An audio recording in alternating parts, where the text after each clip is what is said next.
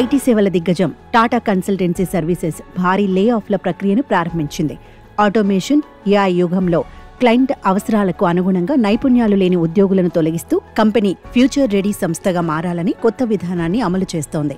July 2025లో ప్రకటించిన 12,000 మంది ఉద్యోగుల లే ఆఫ్లలో భాగంగా చర్యలు స్టార్ట్ చేసింది. మధ్యస్థ, సీనియర్ లెవెల్స్లో ఉన్నవారు, దీర్ఘకాలం బెంచ్పై ఉన్నవారు ప్రధానంగా ప్రభావితమవుతున్నారు. ఇది ఏఐ ప్రొడక్టివిటీ గెయిన్స్ వల్ల కాదు, స్కిల్ మిస్ మ్యాచ్ వల్ల అని టీసీఎస్ సీఈఓ కె కృష్ణవసన్ వివరించారు.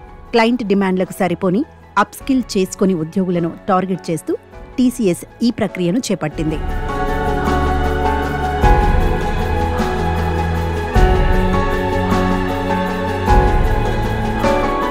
ప్రభావిత ఉద్యోగులకు 3 నెలల నోటీస్ పీరియడ్లో వేతనం చెల్లిస్తూ అదనంగా 6 నెలల నుంచి 2 ఏళ్ల వరకు సెవరెన్స్ ప్యాకేజీ అందిస్తోంది. టెన్యూర్ ఆధారంగా పరిహారం నిర్ణయిస్తున్నారు. 10 నుంచి 15 ఏళ్ల అనుభవం ఉన్న వారికి 1.5 ఏళ్ల వేతనం, 15 ఏళ్లు దాటిన వారికి గరిష్ట 2 ఏళ్లు, 8 నెలలకు మించి పెంచుపై ఉన్నవారికి సింపులర్ ప్యాకేజీ మాత్రమే అందిస్తున్నారు. ఈ ప్యాకేజీలతో పాటు అవుట్ ప్లేస్మెంట్ సేవలు, mental health counselling, extended insurance coverage కూడా అందిస్తున్నారు.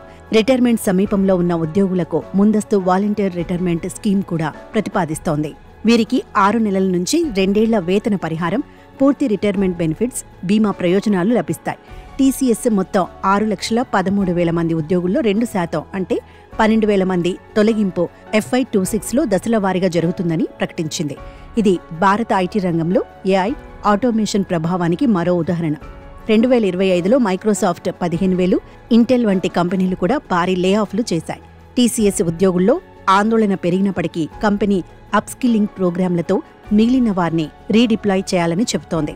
ఈ చర్యలు ఐటీ రంగంలో ఉద్యోగాలు ఎలా మారుతున్నాయో చూపిస్తున్నాయి.